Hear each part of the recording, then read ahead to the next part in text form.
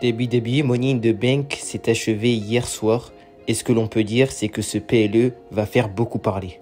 Salut tout le monde, c'est Noka34, j'espère que vous allez tous très bien. Écoutez, pour ma part ça va nickel. Et aujourd'hui on se retrouve donc pour une review de WWE Money in the Bank 2024 et je vais donc revenir sur ce qui s'est passé lors de cette soirée. Il y a l'intro, il s'est quand même passé pas mal de choses. Sans plus tarder, on va directement voir en détail ce qui s'est passé lors de WWE Money in the Bank 2024. Alors le show a démarré directement avec le match de l'échelle masculin pour remporter donc la mallette Money in the Bank. Il y avait donc comme participants Jey Uso, Andrade, LA Knight, Chad Gable, Carmelo Hayes et Drew McIntyre. Et donc là, il y avait énormément de suspense, comme je l'ai dit dans ma vidéo pronostic. Moi, personnellement, j'avais misé sur Jey Uso. Et au final, c'est donc Drew McIntyre qui a remporté la mallette dans un match de l'échelle assez moyen, assez normal. C'était pas exceptionnel, mais bon, on a eu quand même quelques bons spots, j'ai envie de dire. Et en fait, moi, ce qui m'a vraiment déçu lors de ce match, c'est qu'on n'a pas vraiment eu de grosses surprises. On n'a pas eu des interventions. Par exemple, il y avait des rumeurs comme quoi Edgy Lee pouvait revenir. Bon, ça m'aurait étonné, mais bon, on n'a pas eu CM Punk, par exemple, durant ce match de la mallette. Et voilà, ça a été assez décevant, on n'a pas vraiment eu de surprise. Certes, on a eu des bons spots. On va dire que dans l'ensemble, ça passe et c'est pas mal pour entamer cette soirée WWE Money in the Bank 2024. On passe à l'un des matchs que j'attendais le plus, l'Intercontinental Championship, un single match entre Bron Breakker et Sami Zayn, l'actuel champion intercontinental. Et voilà, moi personnellement, j'ai été cash dans ma vidéo pronostic. J'avais misé sur Bron Breakker qui pour moi est prêt pour devenir champion intercontinental. Et c'est pas forcément l'avis de Triple H et de la WWE puisque c'est Sami Zayn qui a donc remporté ce match. Voilà, en soi le match était plutôt bon, mais bon, le résultat me déçoit forcément. Je voulais que Bron Breakker gagne. Mais bon, selon Triple H, c'est un petit peu trop tôt. Et au final, avec du recul, je me dis que c'est pas plus mal que Bron Breakker n'ait pas gagné puisque il mérite de gagner dans un plus gros PLE comme SummerSlam par exemple. Et en vrai, je me dis que la rivalité entre les deux va forcément continuer. Pourquoi pas un match revanche lors de SummerSlam avec cette fois-ci une victoire de Bron Breakker. Franchement, ça pourrait être incroyable. On a donc la première surprise, la première grosse surprise du show, j'ai envie de dire. Triple H, avant, nous avait annoncé une surprise. Et donc, cette surprise, elle est annoncée par l'host de la soirée, Trish Stratus. Et elle nous annonce donc John Cena à Toronto lors de WWE Money in the Bank 2024. Donc voilà, c'était une très belle surprise. Sauf que c'était pas pour annoncer une très bonne nouvelle malheureusement, puisque lorsqu'il a brandi son mini drapeau, il y avait marqué The Last Time is Now. Et c'est vrai que ça a suscité pas mal de réactions. Est-ce que John Cena allait annoncer sa retraite? Et c'est malheureusement ce qu'il a fait lors de WWE Money in the Bank 2024. John Cena a officiellement annoncé sa retraite et il va donc faire une dernière tournée à la WWE jusqu'à WrestleMania. Qui va se dérouler à Las Vegas. Après ça, la WWE et John Cena, c'est fini. Donc c'est vrai que ça a été quand même assez émouvant puisque John Cena, ça reste l'un des catcheurs, si ce n'est le catcheur qui a le plus marqué la WWE. Et moi, personnellement, c'est le catcheur qui m'a fait aimer le catch. Donc c'est vrai que ça m'a fait quand même quelque chose. Ça m'a fait vraiment bizarre pour le coup. Du coup, John Cena a annoncé que le Royal Rumble 2025 sera son dernier. Elimination Chamber 2025 sera aussi du coup son dernier et WrestleMania 41 sera aussi son dernier WrestleMania, donc à Las Vegas comme je l'ai dit. Ensuite on a donc enchaîné directement avec le WWE World Heavyweight Championship, un single match entre Seth Rollins et Damien Priest, l'actuel champion WWE poids lourd.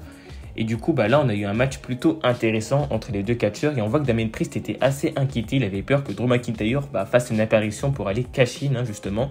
Et c'est un petit peu ce qui est arrivé puisque on a Drew McIntyre qui est donc venu avec sa mallette pour officiellement cash in sur Damien Priest et en quelque sorte reprendre sa revanche lorsque Damien Priest avait cash in sur Drew McIntyre justement lors de WrestleMania 40. Donc ça y est, l'arbitre a directement annoncé un triple menace une fois le cash in effectué. Sauf que à ce moment précis, on a CM Punk qui a encore gâché les rêves de Drew McIntyre. Voilà, CM Punk qui est vraiment la bête noire de Drew McIntyre. Tant que CM Punk sera à la WWE, Drew McIntyre ne pourra pas réussir dans cette compagnie, c'est un fait. Et voilà, donc CM Punk s'est tout simplement vengé de l'attaque qu'il a subie lors de WWE SmackDown, une attaque assez violente. Et du coup, il s'est vengé, très clairement. Il a empêché Drew McIntyre de cash in.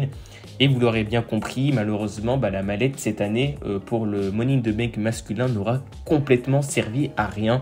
Voilà, la mallette n'existe plus, c'est fini. Drew McIntyre a raté son cash-in à cause de CM Punk. Et voilà, là, ça m'a vraiment déçu personnellement. Je me suis dit qu'avec cette mallette, il y avait vraiment quelque chose à faire. On pouvait la donner à Chad Gable, à Jey Uso, à LA Knight ou même à Carmelo Hayes. Mais non, on l'a donné à Drew McIntyre pour qu'au final, il rate son cash-in à cause de Drew McIntyre. Et je trouve ça vraiment dommage personnellement. Et donc forcément, CM Punk a donc réussi à donner l'avantage à Damien Priest qui lui donc a réussi à conserver son titre poids lourd de la WWE, ce qui fait qu'il va donc rester dans le Judgment Day.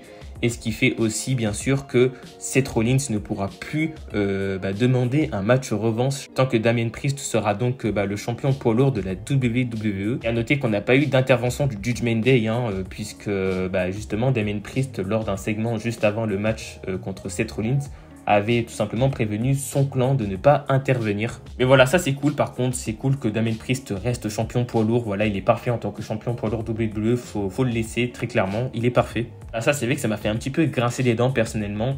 Et je suis un petit peu déçu de l'issue justement de ce cash-in. Voilà, il y avait clairement mieux à faire. Voilà, il y avait vraiment clairement mieux à faire et c'est dommage. Et donc maintenant, on enchaîne avec le Money in the Bank Ladder Match féminin. Donc il y avait Naomi, Zoey Stark, Lyra Valkyria, Tiffany Stratton, Chelsea Green et Io Sky. Et tout ce que je peux dire, c'est que j'ai préféré largement le Money in the Bank Ladder Match féminin. Voilà, je l'ai trouvé meilleur tout simplement que celui du masculin cette année. Et il y a eu quand même pas mal de spots assez intéressants avec Naomi, notamment avec Lyra Valkyria, avec même Tiffany Stratton, Chelsea Green, bon, elle toujours aussi teubée, on va dire, en quelque sorte. Il y avait aussi Io Sky qui nous a sorti des moves de fou, comme à son habitude. Et au final, c'est donc Tiffany Stratton qui a donc remporté la mallette. Assez logiquement, c'était la favorite. Moi, c'est vrai que j'avais misé sur Chelsea Green, mais c'est vrai que Tiffany Stratton restait quand même la favorite, très clairement. Et c'est donc elle qui a remporté le match de l'échelle et c'est vraiment mérité pour le coup. Ça fait vraiment plaisir pour elle. Et voilà, j'espère que maintenant elle va devenir prochainement championne. Et là, Bayley, elle a vraiment du souci à se faire pour le coup parce que Tiffany Stratton, elle est vraiment prête pour devenir championne pour le coup. Ok, donc on passe maintenant au main event, un 6-man tag team. On a donc la Bloodline, Solo Sikoa, Jacob Fatu et Tama Tonga accompagnés de Tanga Loa contre Kevin Owens, Randy Orton et Cody Rhodes. Et donc là, clairement, on a eu un très bon main event personnellement. Il n'y a pas vraiment eu de suspense sur l'issue du match puisque c'est la Bloodline qui a logiquement remporté ce match. Et ce que j'ai bien aimé lors de ce match, c'est vraiment que la Bloodline a été assez supérieure. Elle a vraiment montré sa supériorité. Alors oui, en trichant certes, mais bon, ça c'est assez logique. Mais voilà, c'est vrai qu'elle a quand même dominé plus de la moitié du match, même si on a eu quand même quelques moments où Kevin Owens, Randy Orton et Cody Rhodes se sont réveillés. Bon, c'était un match quand même assez serré, mais au final, c'est la Bloodline qui a donc remporté ce combat avec Solo Sikoa qui a donc pin Cody Rhodes. Ça, c'est assez intéressant à notifier. Et on va logiquement, selon les rumeurs, mais bon, ça reste presque officiel, avoir un match Solo Sikoa, Cody Rhodes pour le titre WWE lors de SummerSlam. Et ça va vraiment être intéressant. J'ai hâte de voir comment ça va être construit.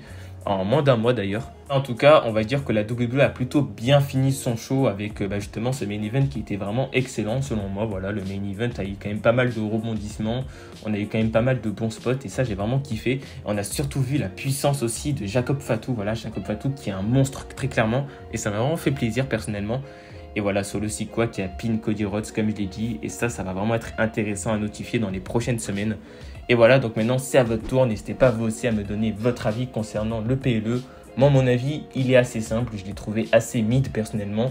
Je pense que j'ai placé mes attentes un petit peu trop hautes concernant Money in the Bank. Et voilà, j'ai été déçu malheureusement. J'espère que SummerSlam ne va pas faire la même chose et va justement me combler de bonheur. Mais bon, maintenant c'est à vous, n'hésitez pas à me donner votre avis concernant ce PLE. Voilà, en tout cas, j'espère que cette vidéo review vous aura plu. N'hésitez pas à vous abonner, à liker, à activer la cloche de notification. Nous, on se retrouve prochainement pour une toute nouvelle vidéo. Ciao tout le monde.